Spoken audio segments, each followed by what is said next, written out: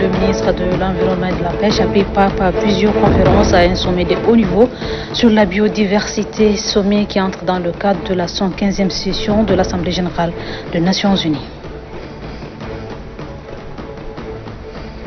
Le deuxième forum national inclusif est prévu du 24 au 29 octobre prochain. La présidente du comité d'organisation a fait une déclaration pour soutenir l'opinion nationale sur le déroulement de ce forum. C'est tout pour les titres. Bonsoir à toutes et à tous et bienvenue dans cette session d'information. Le ministre de l'Environnement et de la Pêche, Brahim Mohamed Jamaluddin, a pris part par visioconférence à un sommet de haut niveau sur la biodiversité, sommet qui entre dans le cadre de la 115e session de l'Assemblée générale des Nations unies qui se déroule à New York. Nous y reviendrons au cours de ce journal. Vous suivrez à la fin de cette édition l'intégralité de la déclaration de la ministre de la Femme et de la Protection de la Petite Enfance, Amina Priscille Longo, une déclaration faite à l'occasion du 25e anniversaire de la 4e conférence mondiale sur les femmes. Le ministre de l'Enseignement supérieur, de la Recherche et de l'Innovation, Oudengar David, a reçu l'ambassadeur de France au Tchad, Bertrand Kochiri. L'objet de la rencontre, promouvoir la coopération interuniversitaire entre les deux pays. Ousmane Idriss Dakou. Bertrand Kochiri, ambassadeur de France au Tchad, est reçu ce vendredi par le ministre de l'Enseignement supérieur, de la Recherche et de l'Innovation, Dr David Oudengar Garimaden.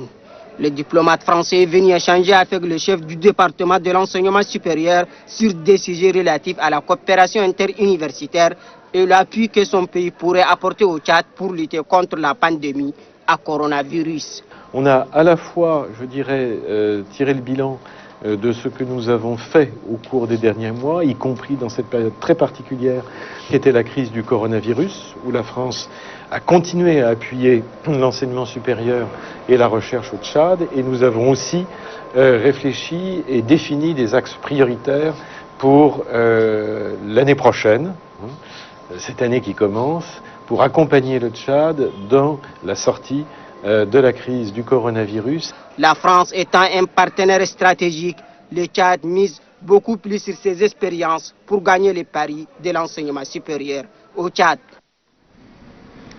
Le secrétaire exécutif de la Commission économique du bétail, de la viande et des ressources halieutiques a remis le document sur les études socio-économiques et juridiques du projet de la promotion de la pêche continentale au ministre de l'Environnement et de la Pêche, Brahim Mohamed Jamaluddin. On fait le point avec Apolline Gani. Le ministre de l'Environnement et de la Pêche, Brahim Mohamed Jamaluddin, et le secrétaire exécutif de la Commission économique du bétail, de la viande et des ressources halieutiques, Sebevira, Pedro Bayame Ayengono, ont paraphé le procès verbal du document sur les études socio-économiques et juridiques du projet de la promotion de la pêche continentale et de l'aquaculture en zone CEMAC, lequel vise à améliorer la qualité de vie des acteurs de la chaîne de valeur de la pêche et de l'aquaculture dans la zone CEMAC. L'aboutissement de ce processus est un motif de satisfaction pour le Tchad, car il permettra de mieux soutenir le développement de la pêche et de l'aquaculture dans la sous-région. La Sebevira sollicite l'appui du gouvernement tchadien dans la bataille pour la mobilisation des ressources nécessaires à la promotion de la pêche continentale et de l'aquaculture en zone CEMAC. Le ministre de l'Environnement et de la Pêche réitère son soutien aux services techniques pour la mise en œuvre effective de ce projet dans un bref délai. La République du Tchad, qui a toujours placé le bien-être de ses populations au centre de ses préoccupations, se joindra à la bataille pour la mobilisation des ressources nécessaires à la promotion de la pêche continentale et de l'aquaculture en zone CEMAC.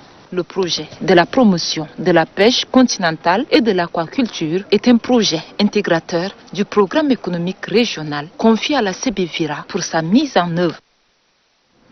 Je le disais, au nom du maréchal du Tchad, le ministre de l'Environnement et de la Pêche, Brahim Mahamat Jamal ad-Din, a pris part par visioconférence à un sommet de haut niveau sur la biodiversité, sommet qui entre dans le cadre de la 115e session de l'Assemblée générale des Nations unies qui se déroule à New York, aux États-Unis d'Amérique. Suivez un extrait de sa déclaration.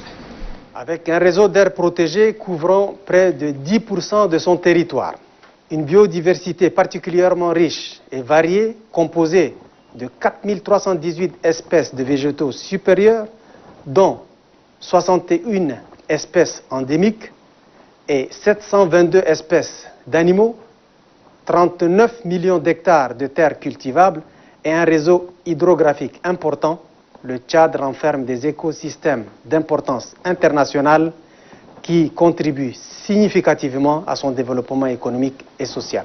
Avec un réseau d'aires protégées couvrant près de 10% de son territoire, une biodiversité particulièrement riche et variée, composée de 4318 espèces de végétaux supérieurs, dont 61 espèces endémiques et 722 espèces d'animaux, 39 millions d'hectares de terres cultivables et un réseau hydrographique important, le Tchad renferme des écosystèmes d'importance internationale qui contribuent significativement à son développement économique et social.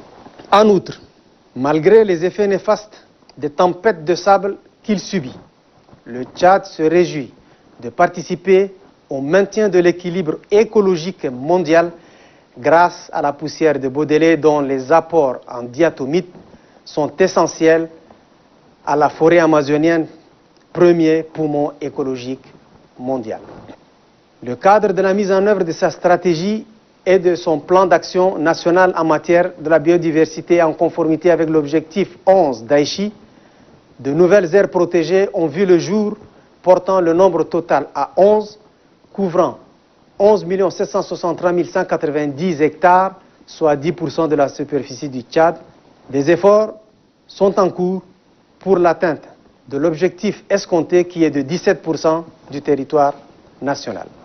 En vue de la sécurisation des aires protégées, le Tchad a accueilli 2 grandes conférences internationales sur la criminalité faunique transfrontalière et la lutte anti-braconnage, respectivement en 2017 et 2019.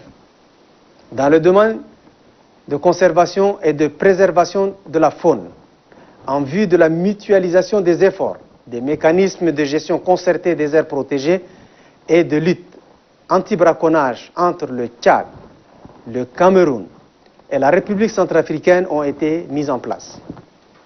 En outre, des actions significatives ont été entreprises, notamment la réintroduction des oryx, adax et autruches dans la réserve de faune de Wadi Rim et Wadi Hachim, des rhinocéros noirs dans le parc national de Zakouma, des autruches à cou rouge dans la réserve naturelle et culturelle de l'Enedi Est, ainsi que l'inscription de la girafe à l'annexe 2 de la CITES. Afin de garantir une plus grande sécurisation de ces ressources naturelles, des programmes et projets de grande envergure sont envisagés et un vaste chantier de réforme du cadre juridique institutionnel est également en cours de réalisation. Cependant, toutes ces actions ne pourraient produire des résultats escomptés que si elles sont soutenues par des financements conséquents des parties prenantes, notamment du système des Nations Unies.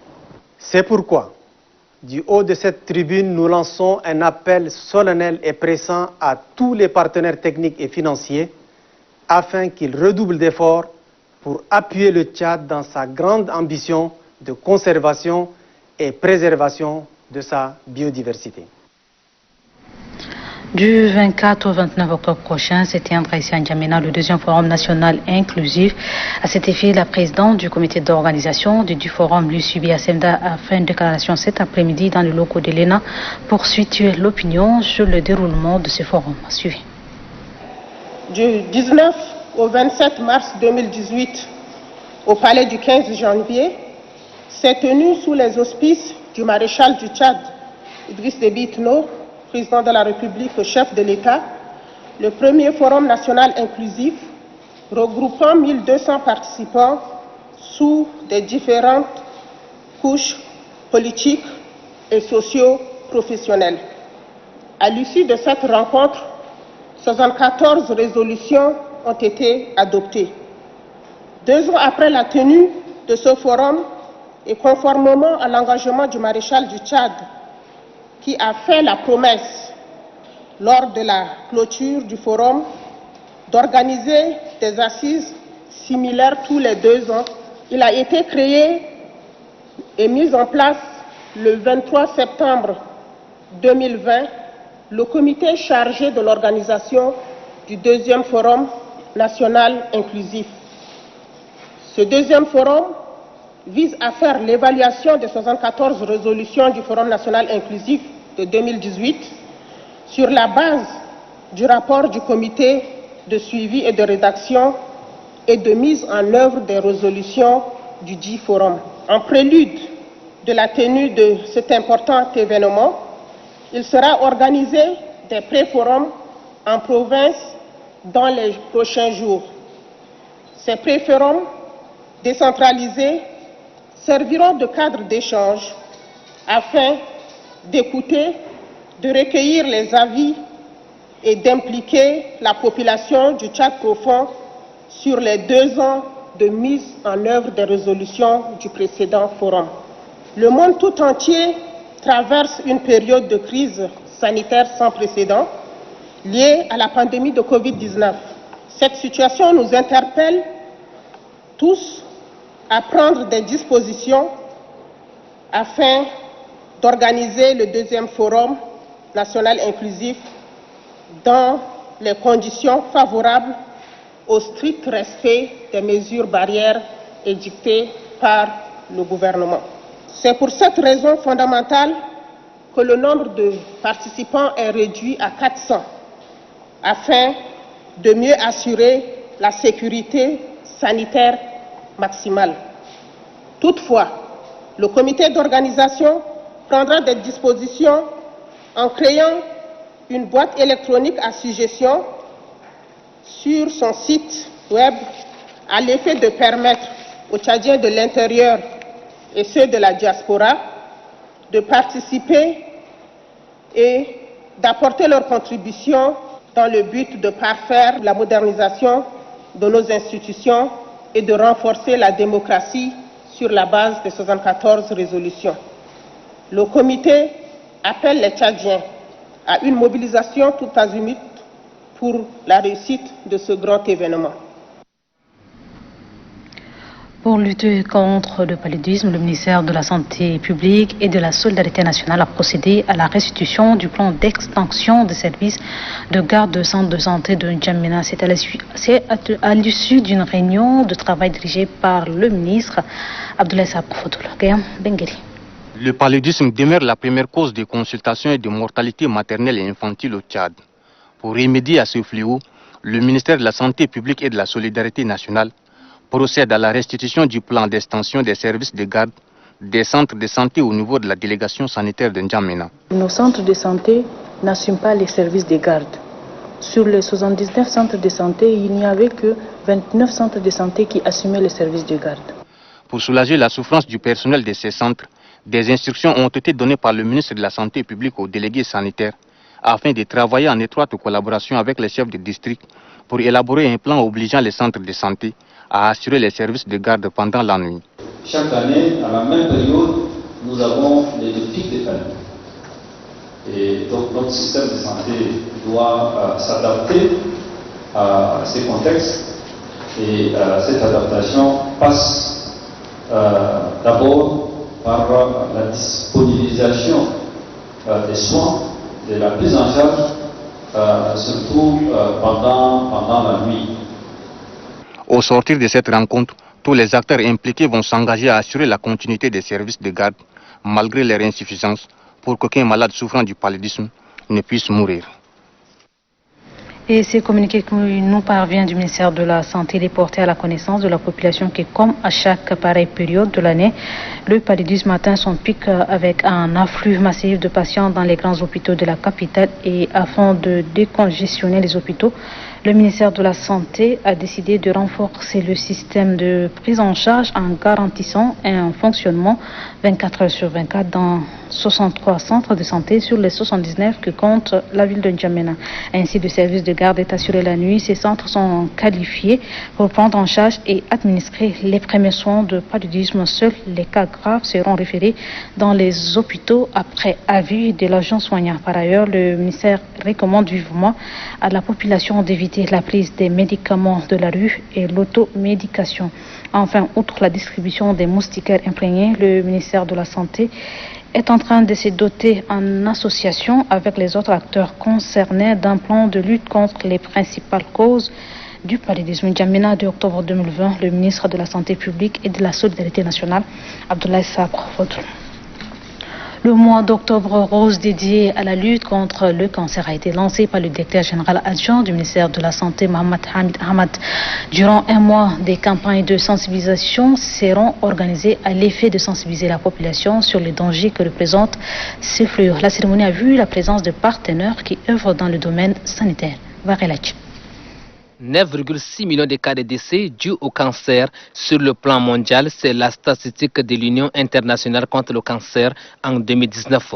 Le Tchad, quant à lui, a enregistré plus de 300 cas. Pour inverser la tendance, le programme national de lutte contre le cancer appelle à une synergie d'action.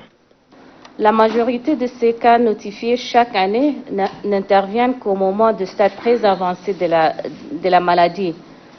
D'où la nécessité pour nous d'intensifier nos actions en matière de prévention et de dépistage précoce. Partenaire privilégié du gouvernement dans le domaine de la santé, l'Organisation mondiale de la santé au Tchad, via son représentant Jean Bosco Ndio Koumbayo, réitère sa disponibilité à accompagner l'État tchadien.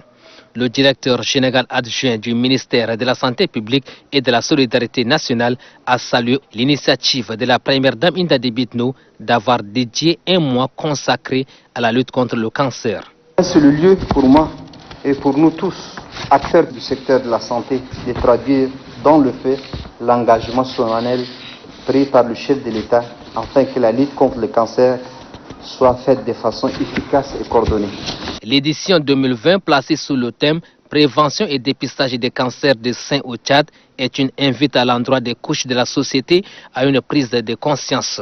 Car selon les experts de la santé, cette maladie constitue un danger pour la société.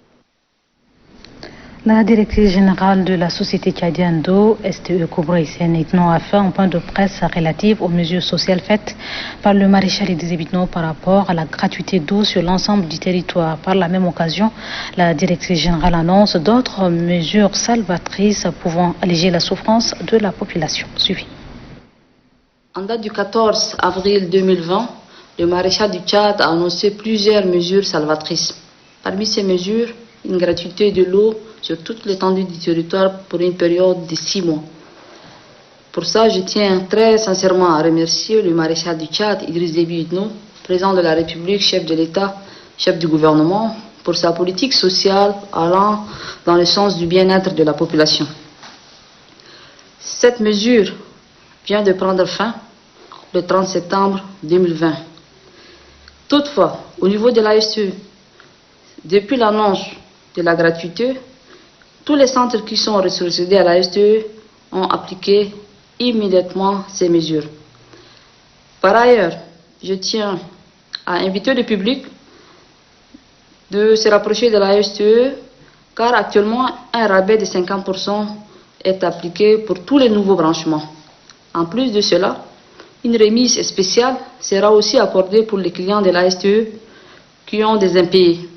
Donc j'invite massivement la population à se rapprocher de nos services commerciaux pour avoir droit à ces promotions.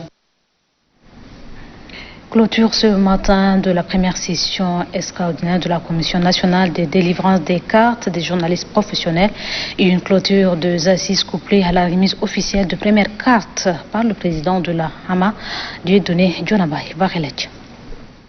Désormais, c'est officiel. Le journaliste professionnel détient sa carte. Une pièce maîtresse qui lui permettra d'exercer son métier avec objectivité. Un travail à mettre à l'actif de la Commission nationale de délivrance de la carte du journaliste professionnel via l'initiative de la Hama, haute autorité des médias et de l'audiovisuel.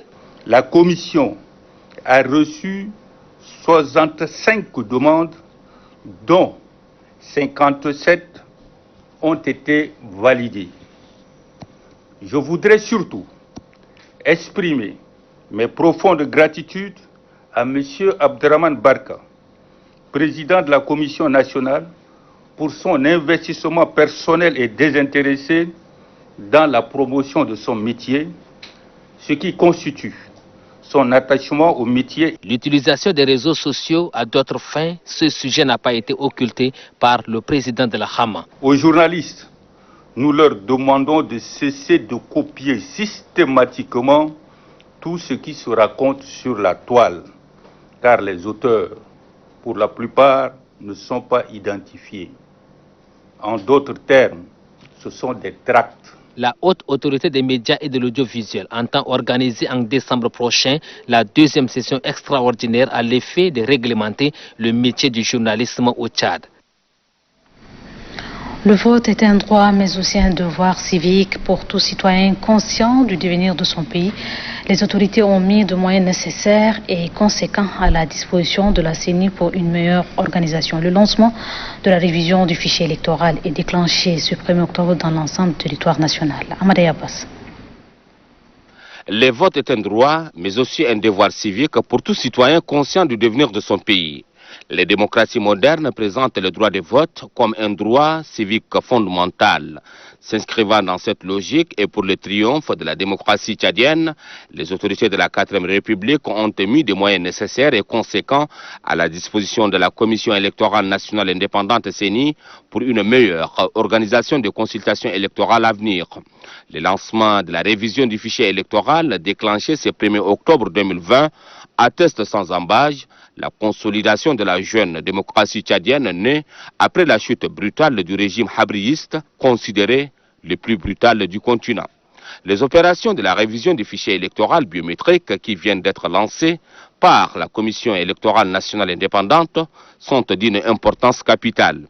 Primo, elles ne concernent que les Tchadiens qui, depuis 2016, ont atteint la maturité électorale, mais aussi et surtout ceux qui n'ont pas eu la chance d'être enrôlés pendant les opérations de 2016. À cela s'ajoutent également les Tchadiens ayant déjà accompli leur devoir civique en 2016 et qui, en raison de leur déplacement, se trouvent sur de nouvelles circonscriptions électorales. Voilà le bien fondé de l'actuelle révision du fichier électoral qui, pour les personnes concernées, sera un nouveau départ avec la démocratie tchadienne.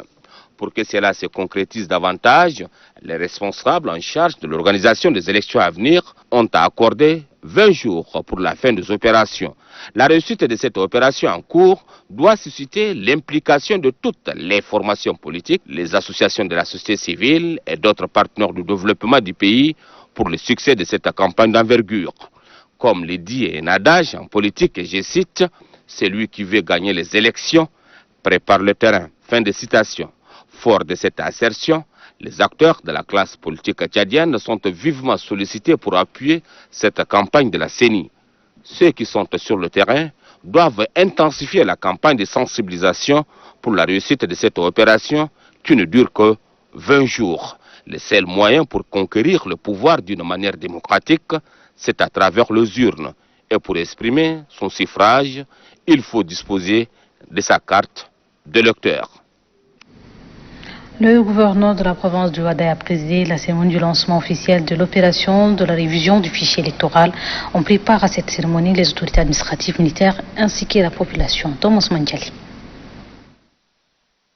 Cette opération consiste à réviser le fichier électoral pour les échéances à venir. L'inscription des nouveaux électeurs permet de garantir l'expression de leurs droits et devoirs citoyens par le vote. Le président de la sous-CENI provinciale, Mohamed Al-Mahdi, a précisé dans son allocution que cet enrôlement concerne une certaine catégorie de personnes. Il s'agit des citoyens ayant atteint la majorité électorale, ceux qui ont recouvert leurs droits civiques au sens de la loi, ceux qui ne se sont pas inscrits en 2015. Le délégué de la CENI du Ouaddaï, Youssouf Abassala, affirme que les moyens nécessaires pour la réussite de cette opération sont déployés. Par la même occasion, il exhorte les citoyens concernés à se livrer à l'exercice pour le renforcement de la démocratie. Servant d'exemple à la population de sa circonscription administrative, le gouverneur de la dite province se fait enrôler science tenante.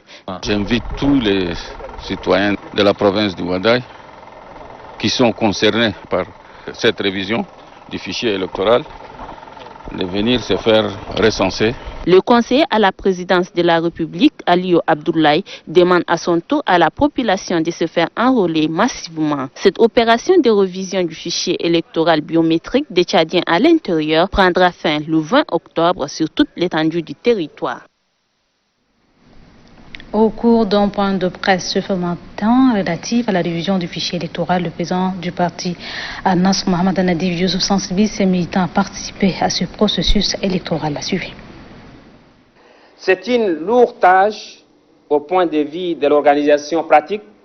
C'est pourquoi les partis An-Nasr lancent à partir de ce jour 30 septembre 2020 ces activités de sensibilisation de la population tchadienne à la révision des fichiers électoraux sur l'ensemble du territoire national.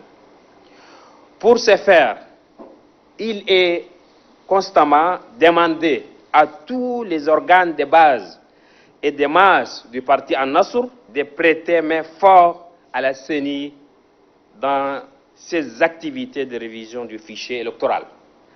Par ailleurs, le parti An-Nasr tient à féliciter le marshal du Tchad, son Excellence, Monsieur le Président Idriss Déby Itno, pour avoir autorisé la tenue du deuxième Forum national inclusif. Le vice-président du parti Al-Wassat, Mansiri Lop-Sikrio, a fait un point de presse relatif à la révision du fichier électoral. Il appelle la population en âge de voter de se faire enrôler. Suivez. Chers camarades, notre pays fera face aux différentes échéances électorales, à savoir présidentielles, législatives et communales, qui nous obligent à y participer de manière efficace et positive. Votre participation aux élections est un devoir pour soutenir le processus global de développement de notre pays. Le parti Al-Wassat pour la justice et le développement vous invite à vous inscrire massivement sur la liste électorale. Des délégations de la campagne de sensibilisation et de mobilisation du parti Al-Wassat quitteront dans les tout prochains jours en direction des provinces comme nous l'avons effectué en 2015. Chers camarades citoyennes et citoyens, avoir votre nom sur la liste électorale soutiendra les principes de la démocratie et de l'égalité politique. Dans le cadre de la révision du fichier électoral, la CENI provinciale du Chari Bagram a lancé officiellement l'opération hier à Massenia. C'est en présence de plusieurs cadres, leaders politiques et traditionnels. Mamad Sida Bakr. C'est parti pour 20 jours de révision du fichier électoral par la Commission électorale nationale indépendante CENI. À l'instar des autres provinces, les opérations ont été lancées ce 1er octobre dans la province du Chari Bagrimi par la sous-CENI provinciale, en présence du délégué de la CENI nationale Ahmad Khazali Assil, du secrétaire général provincial du MPS du Chari Bagrimi, Kadr Salekana. Nous avons créé 717 centres de recensement contre 584 en 2015. L'enrôlement biométrique est la première étape pour chaque citoyen désirant participer aux échéances électorales futures. C'est pourquoi ce leader politique et traditionnel appelle la population à sortir massivement pour se faire enrôler. On mettra beaucoup plus donc, les bouchées doubles pour sensibiliser et faire en sorte que tous ceux qui n'ont pas eu encore cette chance donc, de se référencer en 2015 puissent le faire maintenant. Lançant officiellement les activités de la révision du fichier électoral, le préfet du département de Bagrimi, Abdelkarim Kirnidrey, a invité la CENI à ne mettre personne dans cette opération. Une opération de mise à jour du fichier électoral qui permettra aux jeunes qui ont atteint l'âge de 18 ans après le recensement de 2015 et les personnes ayant changé d'adresse de se faire enrôler d'ici le 20 octobre. La journée de conformité des entreprises Compliance Day a été célébrée, une initiative de l'agence Le Novateur de concert avec NSAIS et ANIF. Idriss. C'est pour la première fois qu'on célèbre la Compliance Day au Tchad, une initiative de l'agence Le Novateur qui se soucie de la conformité aux règles établies par l'État afin de créer un environnement sain dans les entreprises. Pour cette première édition, 2 grandes entités d'État sont conviées. Il s'agit de l'Agence nationale de sécurité informatique et de la certification électronique ANSIS et de l'Agence nationale d'investigation financière ANIF. Ces 2 entités ont échangé avec les représentants des entreprises sur des questions de compliance. Les travaux de cette journée ont pour objectif d'aborder les problématiques en lien avec le thème choisi, d'échanger sur les bonnes pratiques et de partager les acquis avec les experts conformité. Les résultats attendus ou escomptés, c'est le partage des meilleures pratiques dans la sous-région en matière de protection des données de la clientèle, en matière de lutte anti-blanchiment, dans le dispositif de la lutte contre la corruption. Rabat Aladawiya Seyd Gamar Silek a notifié que tous les responsables conformité feront de la célébration des Compliance Day un cadre pour orienter toutes les entreprises au Tchad. À l'occasion de la Journée internationale de la paix célébrée tous les 21 septembre, l'Union de jeunes musulmans et chrétiens du Tchad a fait un point de presse au cours duquel l'association a mis en exergue l'effort de plus haute autorité pour instaurer la paix au Tchad et convie le peuple tchadien à cultiver la paix. Suivez. L'Union des jeunes musulmans et chrétiens du Tchad exhorte le peuple tchadien à faire preuve d'intelligence, d'une lecture des signes de temps, non pour ressembler aux autres, mais pour affirmer notre identité remarquable aux yeux du monde. La paix n'est jamais un acquis éternel. La paix est une construction de tous les instants. Être artisan de paix, c'est avoir le sens du pardon et de tolérance, c'est épouser les valeurs de partage, de dialogue et de solidarité, c'est privilégier le vivre ensemble, l'altérité et l'amour de l'autre. Nous comprenons parfaitement qu'être artisan de paix n'est pas un simple slogan, il s'agit d'une attitude, d'un comportement et d'une culture. Avant de clore cette édition, la situation épidémiologique de la maladie à coronavirus de ce vendredi 2 octobre se présente comme suit. Sur 334 échantillons analysés, 8 cas confirmés, 4 en Djamena, 3 au Maïk-Ouest, dont un contact de précédent cas et 1 au Maïchari. 3 guéris portant le total à 1110. 0 décès total, décès 85 à 56 malades sous traitement. La coordination nationale invite la population à rester sereine, solidaire, vigilante et appelle au respect strict de mesures barrières. À la ceinture, professeur Chouao Chemi, coordinateur national de riposte sanitaire. Et sur ce, c'est la fin de cette édition. Merci à vous, très belle soirée à toutes et à tous. Bonsoir et à demain.